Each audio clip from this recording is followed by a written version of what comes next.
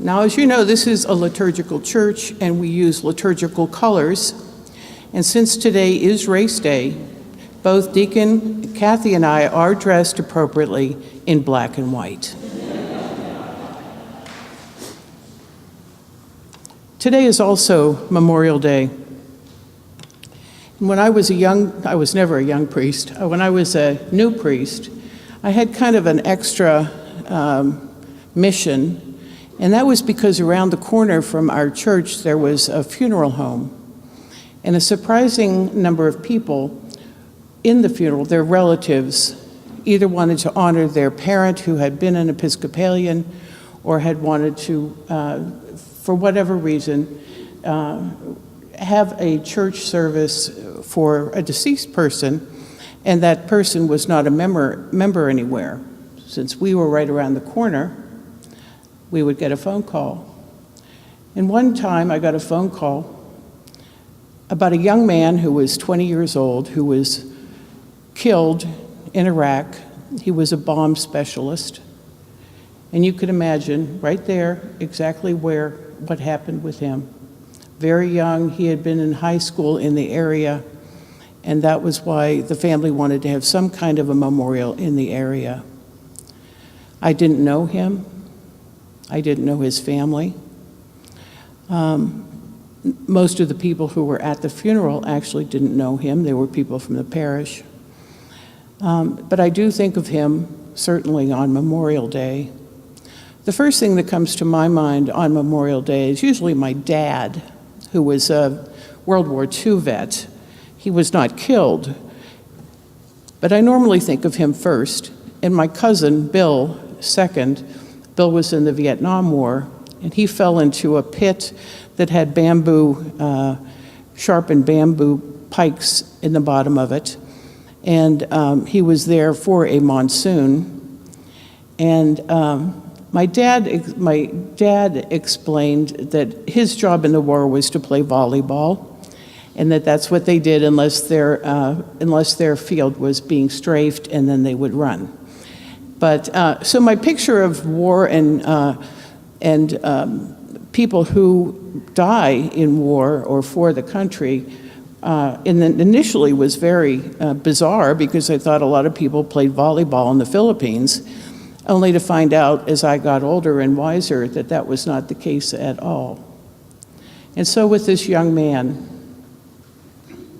and there were two people in the service who were absolutely not from any group. One of them was a man who went to every funeral for every young person who came back from war in a coffin in our area. He went to every single service, and he handed out little medallions that said, remember this person who died for your freedom. And there was another person at the service also, actually, who was outside. He didn't come in. And he was kind of one of the Westboro Baptist Church people who talk about this being punishment from God for America's sins, and for America's sins, these people are being killed. And you couldn't have two more different ringers at the service. But fortunately, most of the people at the service, like the people here today, who are also remembering those of our people, our young men and our young women who have been killed in war for our safety and for our freedom. We're here for that reason, and to share among ourselves the communion of Christ. We are the communion of Christ. We share the communion of Christ.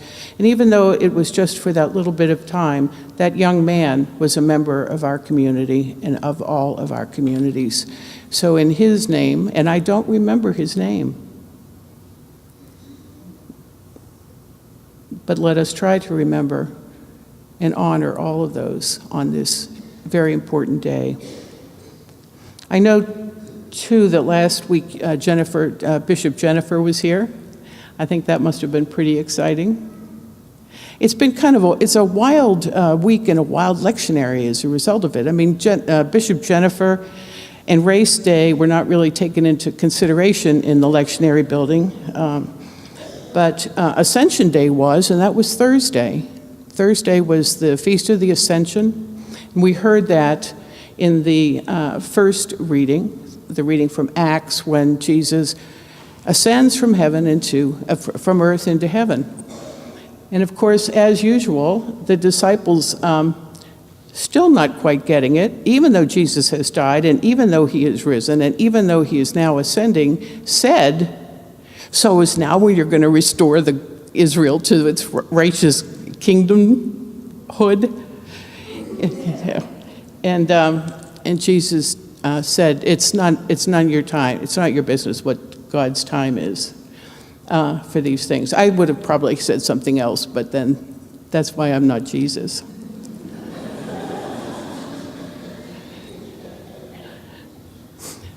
The gospel is kind of a surprise because it takes place in time on the Thursday before Christ was crucified and died. And the chapter is his farewell discourse. And in this portion of it, he's asking God to bring him back to heaven, and he's turning over the people God has given to him, and he is asking God to be with those people. At this point, the disciples have no idea what's going to happen on Good Friday. We all know. And when we hear this reading in that context, it has a very different feel, I think, from what it has when we read it today on the seventh Sunday of Easter, following the Ascension, when Jesus has been in glory for 7 weeks. And we've talked about Jesus bringing the good news and continuing the message, and all in joy and grandeur and glory.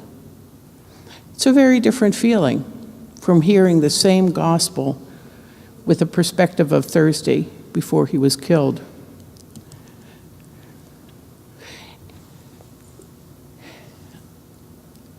They call it the high priestly prayer. And they call that the high priestly prayer because Jesus is intervening or interceding for his people with God and saying, please bring me back and glorify me, remember me, think of me, bring me, keep me in your hearts, keep me in your minds, bring me back, dear Father. But be with my people. And this is a preparation, not just as a prayer for itself, but for next Sunday, which is Pentecost, when the Advocate comes and we celebrate what we call the birthday of the church. But if we think for just a few minutes about what Jesus had, what he asked. And I need to get a copy of the gospel again, just a second.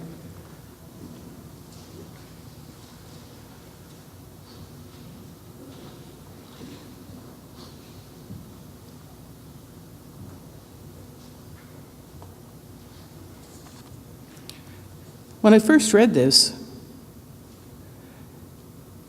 it says, I am asking on their behalf. And then I thought, well, what's he asking? I missed that. I have to go back. What is he asking? I glorified you on earth by finishing the work that you gave me to do.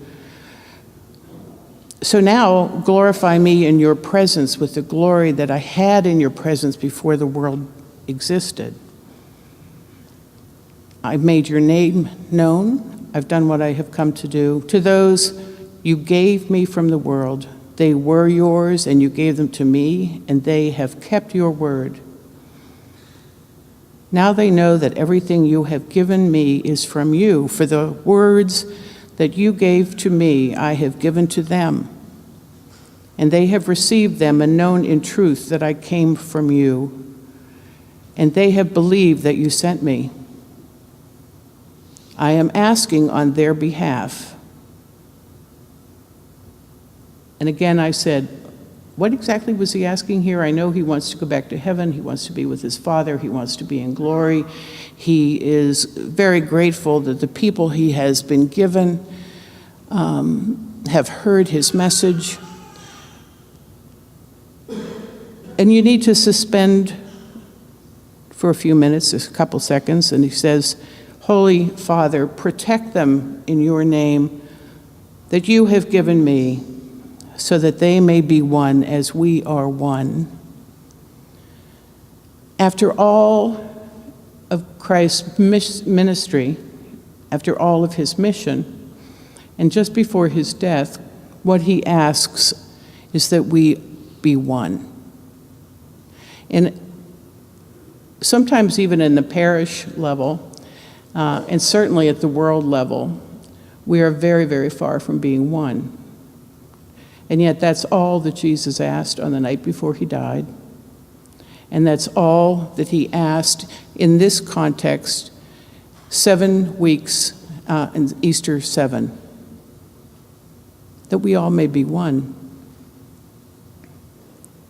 When I think back to that funeral, it was a beautiful funeral for that young man who was killed in Iraq. There were 6 very, very handsome service members with his coffin. It was a full military funeral.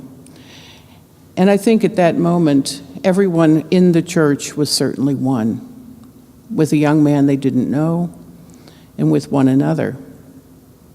We were not one with the man from Westboro Baptist Church. How that man found his way to Santa Clara, California, I cannot tell you, but there he was. Our role was to be one. Was to be one with that family, one with our country, one with one another. In the next portion of this gospel, moving forward, Jesus asks us to carry the message as well, that we will do what we can do to be one, that we will reconcile. And it's harder every day. To me, it seems harder every day. But when there's somebody as important as Jesus Christ who's praying for us, I think we can be in peace and confidence that we will have the grace we need to fulfill that prayer, and to honor Jesus and to glorify his Father as one forever, and maybe even this afternoon, if we have an opportunity for any kind of reconciliation. Maybe this prayer will help us take that opportunity to reconcile with one another and with others. And that's what Jesus asked, and that's what I ask in his name.